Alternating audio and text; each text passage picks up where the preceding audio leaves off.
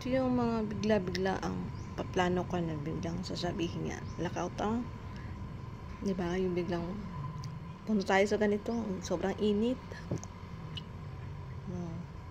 Hindi ko akalain din na ito yung daanan. So, ang layo na ng malayo na siya mula sa bahay. Medyo malayo na siya. So, wala na akong choice para bumalik pa sa bahay na dyan na kami.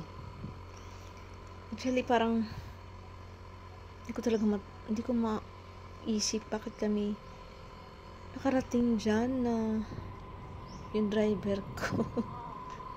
Tapos mabigat yung sakay niya. Kaya niya.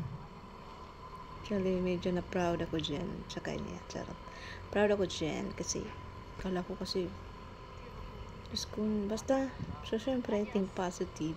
Charot. Kahit pataas yun dyan, no? Tapos si Lexi pa, yung motor ko, hindi ko ina-expect din na kaya ba niya. Kasi ano yan eh, binabai yung motor na yan eh. First time niya yan. Ay, hindi. Pangalawa niya na pa yan. Nagbulol pa. Pangalawa niya na yan. So, ayan, pataas yan as in. Hindi lang masyadong klaro dito, pero pataas yung banda na yan. Pataas siya. Hindi lang ng camera ko kasi parang binaba ko yung camera ko dyan. So, nag-aalala talaga ako pero sabi ko, carry lang. May tiwala ako sa driver ko. Hindi lang ako nag-ingay na. Focus lang. Kasi nandyan na kami. Ngayon nandyan na kami, tapos bigla pang magpa-back out. Siya gusto niya pumunta doon para lang palamig daw. At binibida niya nga sa akin na okay na yung daan doon, okay na. Hindi na tulad dati.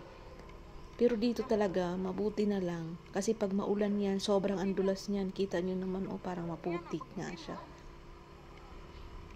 Mabuti na lang, syempre mainit. Tuyo. Pero delikado rin yan pag sobrang, alam niyo, parang mabuhangin or maalikabok. Syempre madudulas din kayo dyan yung motor. Pero, carry lang. Nakarating naman kami ng ligtas at nakauwi kami ng ligtas. Smooth yung patakbo ng motor ni smooth mag-drive dyan si Makoy. At syempre nakisama si Lexi. Yung panalangin ko sobra na sana okay. And takot ako, no? Si syempre mataba yung sakay niya. Charot. Hindi ko lang kung kaya naman. Syempre focus lang.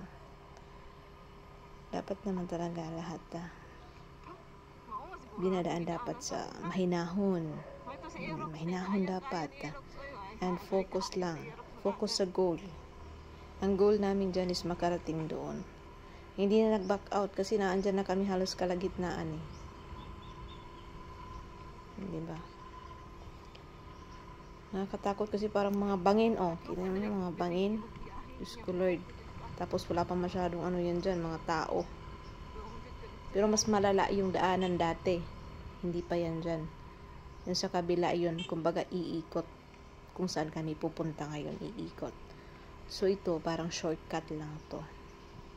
Mas malala yung dati naming dinaanan kasi lubak-lubak. Yung lubak noon, mahirap. As in, lubak talaga.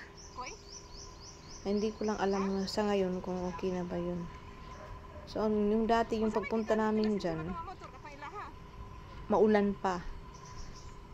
As in, madulas yung daan. Hindi na rin kami maka-back out kasi sobrang halos mga lahati na yung namin. So, tuloy na yung dati. At okay naman ang din nun kasi yung driver nun, syempre alam na. Then, Aerox yung dala namin doon na motor. Ito si Lexi, binaba ito eh. Baby to. Pero in fairness, nakaya niya umahon and pababa. Yung kinakatakot ko yung pababa. Ano yung pababa? Kasi baka mamaya, Diyos ko, mawala ng premyo. Nega ang lola mo. Diba? Tumawa pang bruha. Charot. Pero, carry naman ng aking driver. Kaya, hindi akong nag-ingay masyado dyan. Panay lang sabi ko. Focus ka lang dyan. Alalay. Alalay lang, bro. Pero daldal ko dyan. Inisip ko, banha ay. Siyempre hindi ako natitigil, so kaka-remind, oo, dito tayo. Tapos puro, busina ka, pag sa gilid, ganyan, mga ganyan. Bubusina ka kasi baka mamaya meron tayong makakasalubong. Pa-remind ba? Diba? Kasi nakakalimutan eh. Siyempre, nanay yung kasama. Nanay yung kasama, hindi kung sino-sino. Pag nanay yung kasama, wala talaga kayong lusot. Kasama sermon yan. Pero hindi naman sermon na mapapanik kayo, di ba? Alalay lang, mahinahon. Kasi bawal tayo magalit pag nagda-drive. Charot. Nakakatakot talaga dyan. Tapos bangin-bangin pa yung mga gilid-gilid yan. Bangin-bangin. Ang taas kayo. Taas. Pero maganda mag-joyride ng ganyan. Maganda mag-joyride. Sino bang mag-aaya sa akin mag-joyride? Sa kabukiran tayo. Hindi tayo sa syudad. Ayoko mag-joyride sa syudad. Ganun yun. Ayoko sa syudad. Maraming ingay. Busina. Kung ano-ano. At least dito mag-joyride mag-joyride tayo sa bukid. Din magdadala tayo ng lutuan, no? Diba? Parang picnic ba? Tapos, yan. Then, tent. Ingat lang tayo sa mga busayap o mga masasamang tao. Diyos ko. Sino ba mag-aaya sa akin dyan? Joyride ba? Joyride. Tas baon. Diba? Ayaan nyo na ako, please. Puntahan nyo na ako dito. Tas punta tayo dyan. Tara na. Arat na.